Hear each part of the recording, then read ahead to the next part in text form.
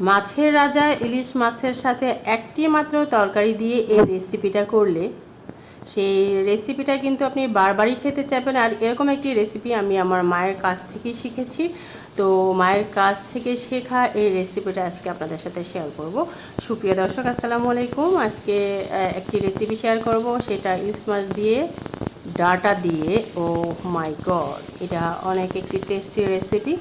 তো সেই জন্য কিন্তু প্রথমেই আমি ইলিশ মাছটাকে কেটে পরিষ্কার করে ধুয়ে এখানে সামান্য হলুদ লবণ দিয়ে মাখিয়ে এখন ভেজে নিয়েছি। তো মাছগুলো যে খুব একটু কড়া করে ভাজবো এরকমটা নয়, মাছগুলো দেখা গেল যে এক পাশ দিয়ে হালকা একটু ভাজা হলেই কিন্তু আমি মাছগুলো উল্টিয়ে দিব অপর পাশ দিয়ে ভাজার জন্য। তারপরে কিন্তু মাছগুলোকে আমি এখানে উঠিয়ে নিব।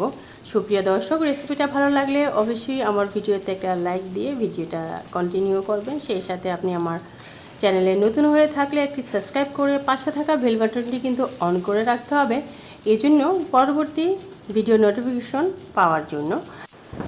এই রেসিপিটা ফেসবুক পেজ থেকে দেখলে পেজে একটা লাইক ফলো দিয়ে এবং ভিডিওটি শেয়ার করে আপনার টাইমলাইনে রেখে দিতে পারেন।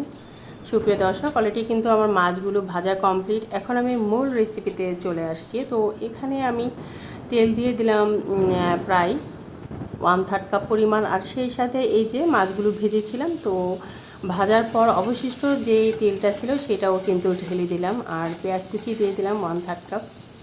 তো পেঁয়াজটাকে আমি হালকা একটু ভেজে নিয়ে এখানে 1 টেবিল চামচ পরিমাণ আদা রসুন পেস্ট এবং হলুদ গুঁড়ো দিয়ে দিলাম 1 চা চামচ, ধনিয়ার গুঁড়ো 1/2 চা চামচ এবং ঝালটা দিয়েছি 1/2 চা চামচ, ঝালটা স্বাদ মতো। তো মশলাটাকে একটু আমি নেড়িয়ে নিচ্ছি তেলের সাথে। আর সাথে সাথেই এখন দিয়ে দিলাম একটুখানি পানি, যাতে মশলাটা পুড়ে না যায়। তো মশলাটাকে আমি একটু সময় নিয়ে কষিয়ে নিচ্ছি। তো সময় নিয়ে কষালে এই মশলাটা দুর্দান্ত লাগে। তো কষিয়ে এখানে এই যে আমি যেই তরকারিটা দিয়ে এই ইলিশ মাছটা রান্না করে এত টেস্ট হয়, সেটা হচ্ছে ডাটা। তো ডাটাটাকে, তবে হ্যাঁ, অবশ্যই কচি দেখে ডাটা নিতে হবে এখানে।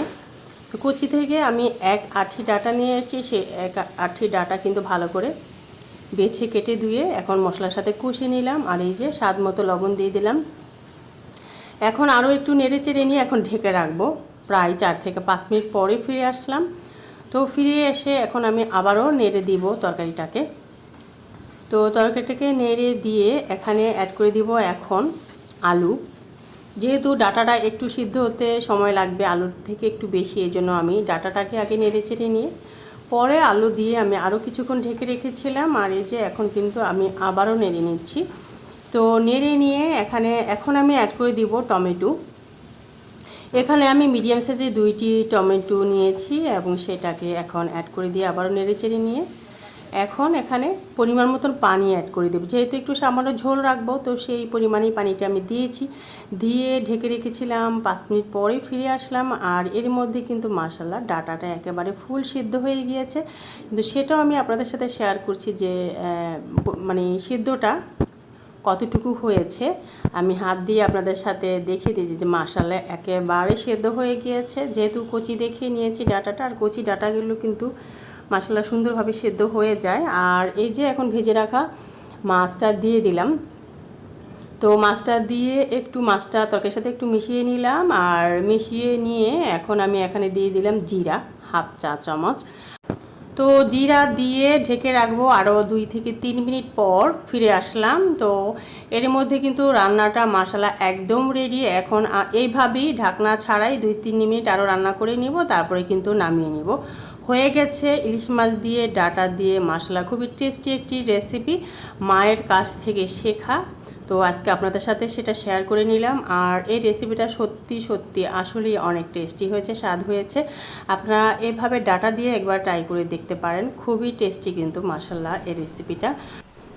সার্ভিসিং ডিশে সার্ভ করে নিলাম। সুপ্রিয় দর্শক, আমার পরবর্তী রেসিপিতে ইনশাআল্লাহ কথা হবে। ততক্ষণ পর্যন্ত সবাই ভালো থাকবেন, সুস্থ থাকবেন। আল্লাহ হাফেজ।